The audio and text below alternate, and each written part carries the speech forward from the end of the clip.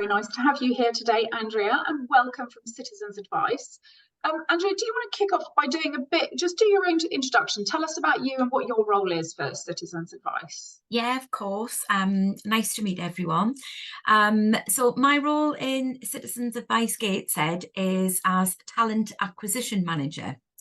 I've worked for the organisation now for about 2.5 years, and my role has changed since I joined. Initially, I came in as a volunteer lead, so looking to source talent for people from the local area who want to give up their time to volunteer with the organisation. But here in Gateshead, we're actually quite a large employer as well.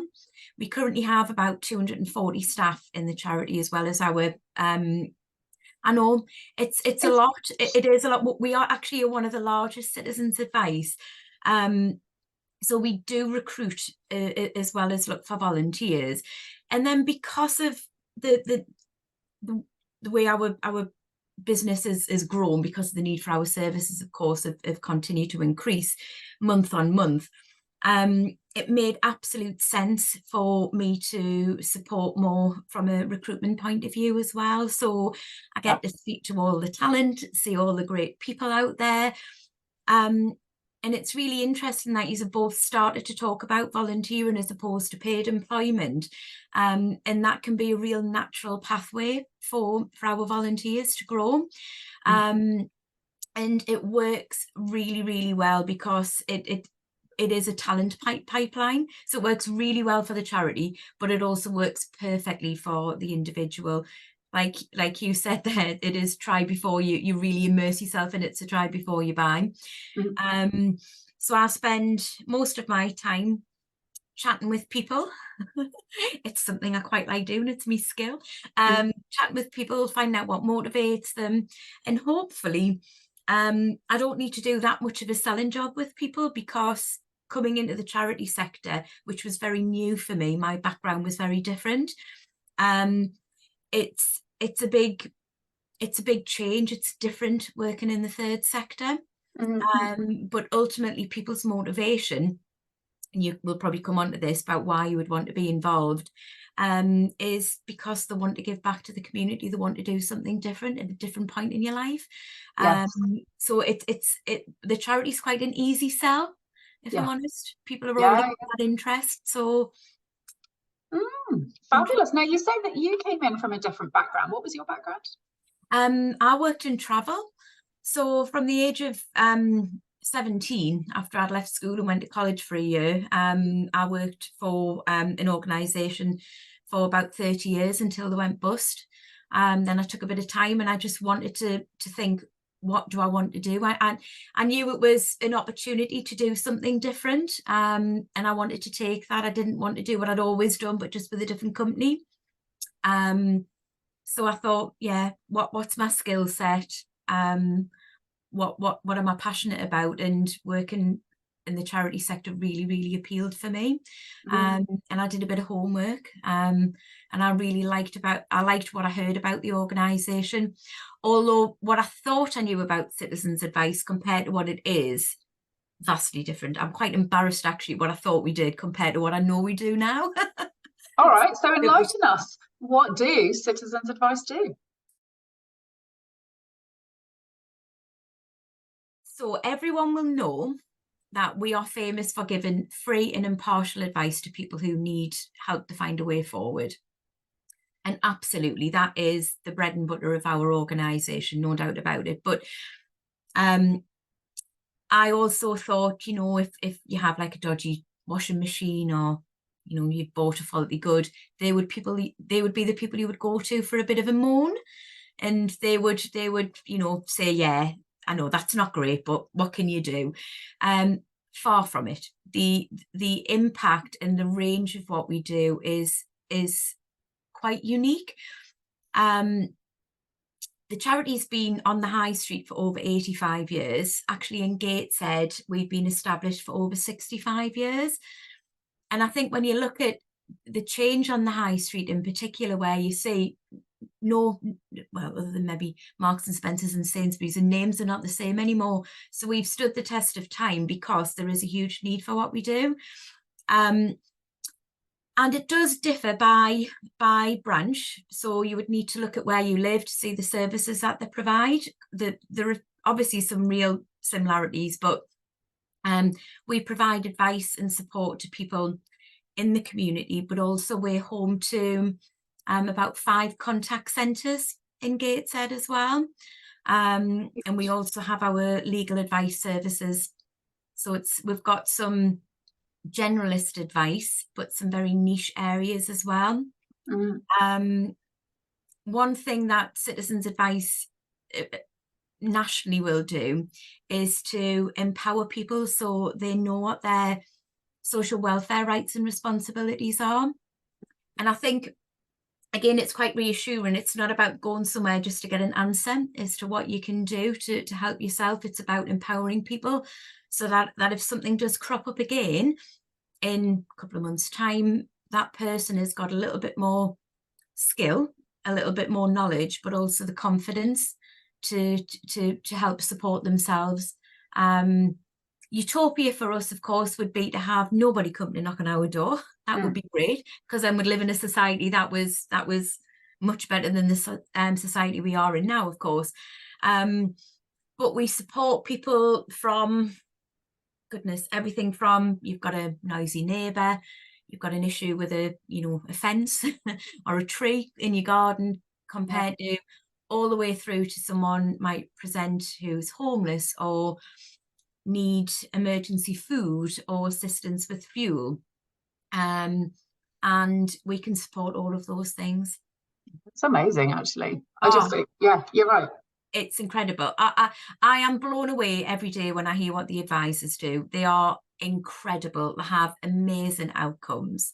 And I could sit for an hour and tell you so many amazing examples of where people have made a difference in people's lives. And I think it's not just about where we can make a financial difference, which we can, and that can be life-changing for our clients, but it's the fact that we will support people, and some people are in the real darkest hour, and they can be helped by someone who's volunteering, who's given their time and expertise and empathy and life skills. They'll do all of those things for nothing to help someone.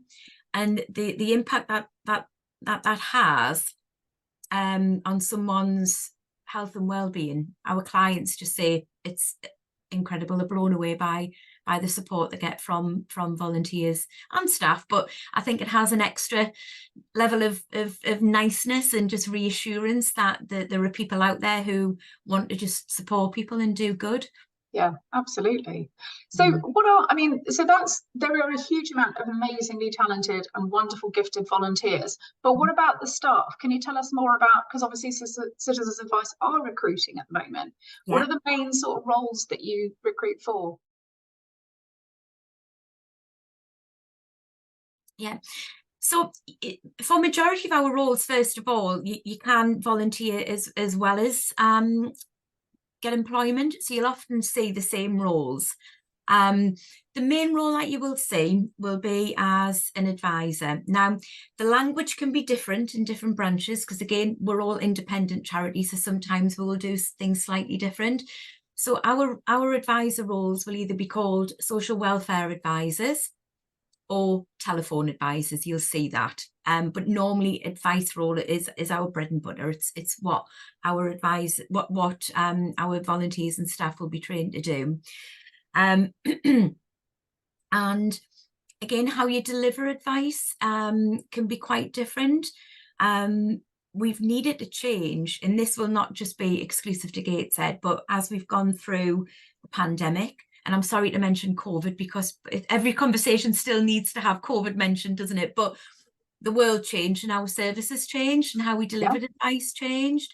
So when we closed our doors, we needed to find a way to still support people in the time of need. And of course, it was greater at that point. So we went from delivering advice in the community only on a face-to-face basis to doing that remotely over the telephone. And we've stuck with that. So I think it really made us look at our efficiencies, how we were, what our service was like. Was it still right and relevant for our clients? And I think we realised that, yeah, we could move forward. It didn't always just have to be face to face, because let's be honest, everyone's busy. Who wants to sit in a building, in a waiting room, to see someone and then go and wait to get someone to help you, to give you the answer? No one wants to do that. No one's got time. Yeah. And if you're living with a major issue in your life, it's, you know, you could be anxious, you could be stressed. So by changing our services, a lot of what we will do will be over the telephone. We also support people over different means as well, so web chat, over email as well. So if you would rather not deliver face-to-face advice, or you want to build up your experience, or if you've got specific skills from your background, if you've supported people digitally, we have opportunities for that as well. And presumably, oh, sorry. No, go on. I was going to say, presumably, if you've got all of this, you know, and we've got a lawyer on the line or a solicitor on the line, we've got, you know, people who've got backgrounds in facilities management and stuff. You've got potentially all sorts of people like you as well from travel sector who've got all sorts of backgrounds. What kind of training do you provide to enable people to come in and do these roles? Are you expecting huge amounts of experience? Because I think that's part of the frustration with our audience is jobs are always, you need all of this experience and not always transferable. Absolutely.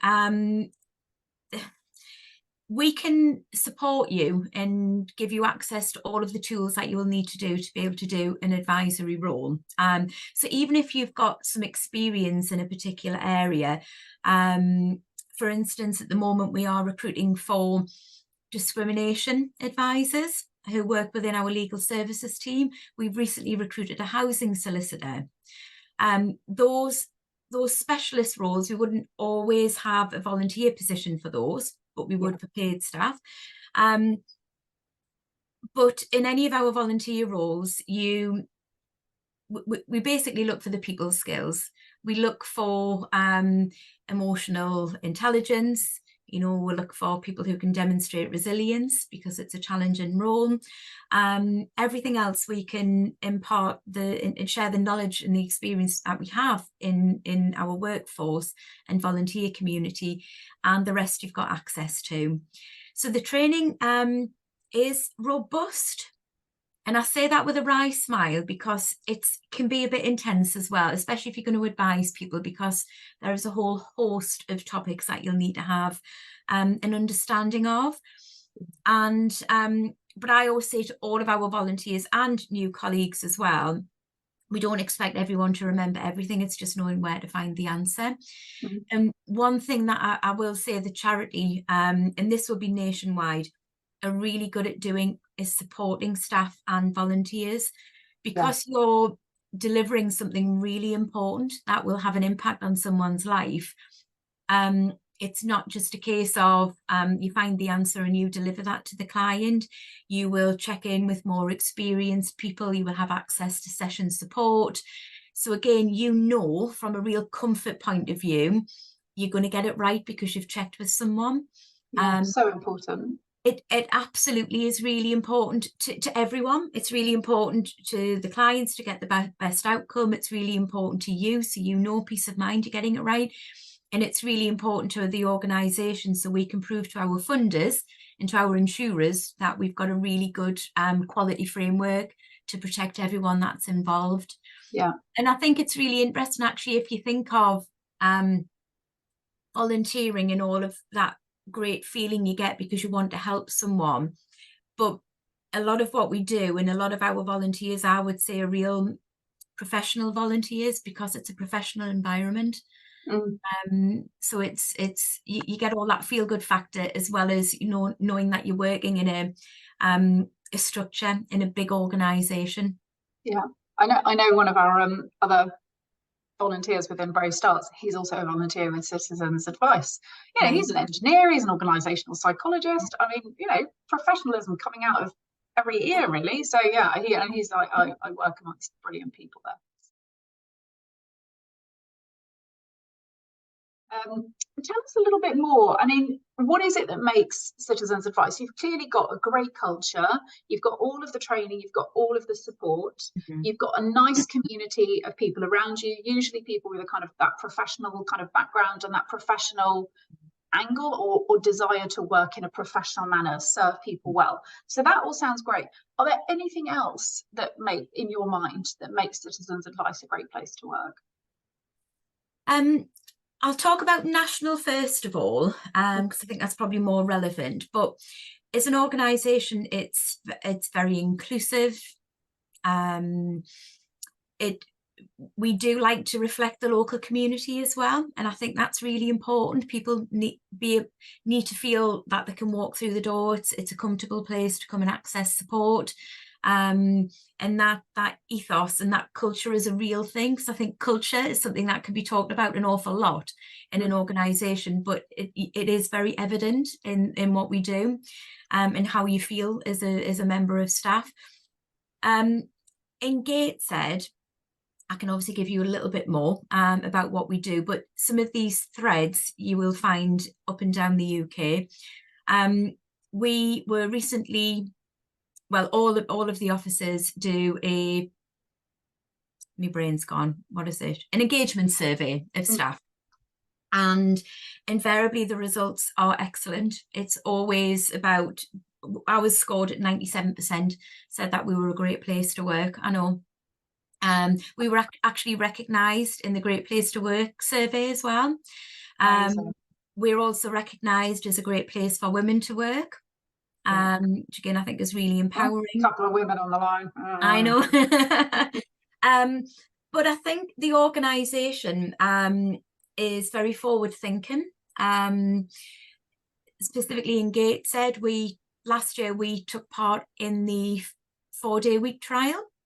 And I know there's lots of other branches up and down the UK are also looking at that as well.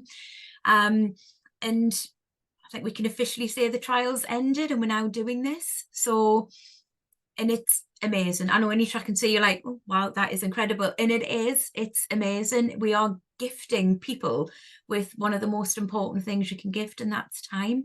The charity sector isn't well known for paying amazing salaries compared to, the corporate environment.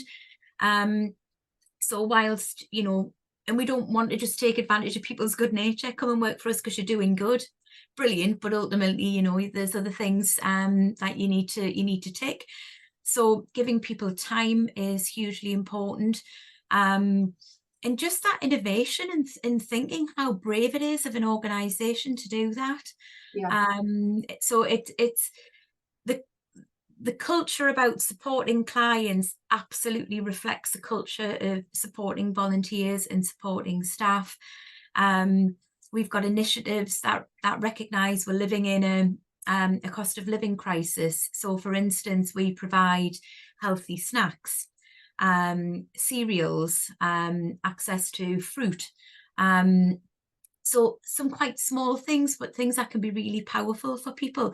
And if you're a volunteer giving your time, the workplace needs to be inclusive of that as well. So we will also reimburse volunteers' expenses to make sure a volunteer is never out of pocket, which again, I think is really important when we are in a cost of living crisis. Yeah, brilliant. I mean, you've said that people aren't, you're right, people are not going to be coming to Citizens Advice doing a job expecting to earn top end of kind of corporate. But what would you say, could you give an idea about the range? So for the roles that you're recruiting for, what is the sort of benchmark that people could be looking at? Yeah, so the role that I mentioned the most, which is the social welfare advisor, we have progression opportunities within that role. So it will start at 21,500, but then we have opportunities for you to move up the levels. So you'll come in at a level 1. We will always aim to support someone up to the next band, which goes up to 23.5 within the first 12 months. Yes. So through that, you've got to demonstrate competence. You've got to have completed, obviously, past probation, completed all of your online learning, and be ready to take on either more detailed casework or extra responsibilities such as mentoring, which again, it's not just a one size fits all. It can, you know, appeal to different people's skill sets as well and experience. And then we've got opportunities to move up to supervisor level, where you'll be supporting a team of social welfare advisors, and that salary is around about 29. And then we've got, what are we recruiting for at the moment that I've mentioned? So for instance, we've got some quite niche roles. So we're looking for a head of fundraising, and that's starting at 39,000. We've also got a marketing manager role, which is between 35 and 40. And you will, again, depending on where you are in the UK, National Citizens Advice recruit as well. So it's not just the officers. And you will see perhaps some more specific niche roles in National Citizens Advice. So if you are looking for employment, I would definitely look at those opportunities. And they can be more strategic roles. So it could be, you know, looking at the future of volunteering, because the volunteering landscape, as we all know, is very different from a few years ago. So there's very different roles compared to the office environment. Yeah, I mean, fascinating. And, you know, I think the other thing that people quite often forget is if you were to retrain and go and do something else, and I was chatting to somebody the other day who's retraining to become a health coach, well, that's costing her £4,500, not to mention 9 months of her time. Now, that's all out of her pocket. She's not earning anything out of that. So putting that into perspective, I mean, some people can pay 90 grand to go and do an MBA. I know that's a completely different level of the spectrum, but people often don't think about, well, if I change a job and I might kind of build myself up from there, they often don't think about the reality of a drop at what an alternative would cost them. So yeah, you know, we have to be realistic. Charity sector is not going to be the biggest payer, but the quality of training and the amount of training and the amount of that support has a value. And, you know, that in itself is worth shouting about and I think being proud of. So it's great that you're doing that. It is amazing. And from just to mention as well, from a volunteer point of view, all volunteers have got access to all of the learning as well, and you can obtain something called a generalist certificate. So that's a recognised internally, but it's very similar to an information and guidance qualification. So again, that would be transferable in other environments as well. And it's really nice to have an opportunity to work towards something. Of course it is. So completely. What are the other, I mean, and by the way, don't let me hog this. I mean, other people feel free to sort of jump in, but I mean, if you were to sort of say to somebody, okay, there are all these brilliant things. You've got the flexible working or the 4-day week, you know, are there any other things that you think, don't do this role if this is going to be a problem? So the eyes wide open question, what do people need to be aware of, or what should they be aware of? What are the kind of potential, I'm not going to say downsides, but what do you want people to know about?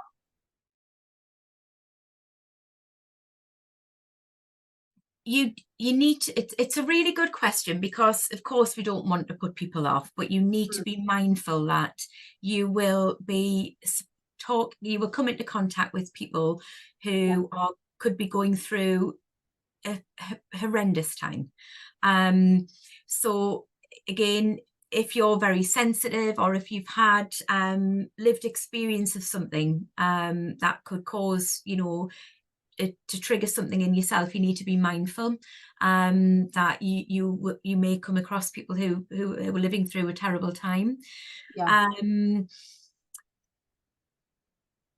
think, to be honest, it's also, and this sounds a bit brutal as well, but volunteering is great, and we do get a lot of people who say, I just want to help someone, and of course you do, but it's a very detailed role. It's a difficult role to be an advisor. Advising isn't for everyone, because you do need to have a lot of emotional resilience. You do need to be invested. We do see someone who comes along to be an advisor is a long-term commitment. You've got to be, you've got to put the hard yards in Yeah. to really come through the other side, and to feel like you're helping people with some detailed work. So having said that, we are very good at finding other roles as well. So, you know, there is a place, whether you want a lighter touch of advice or a different role, we will find something where you can add value, absolutely.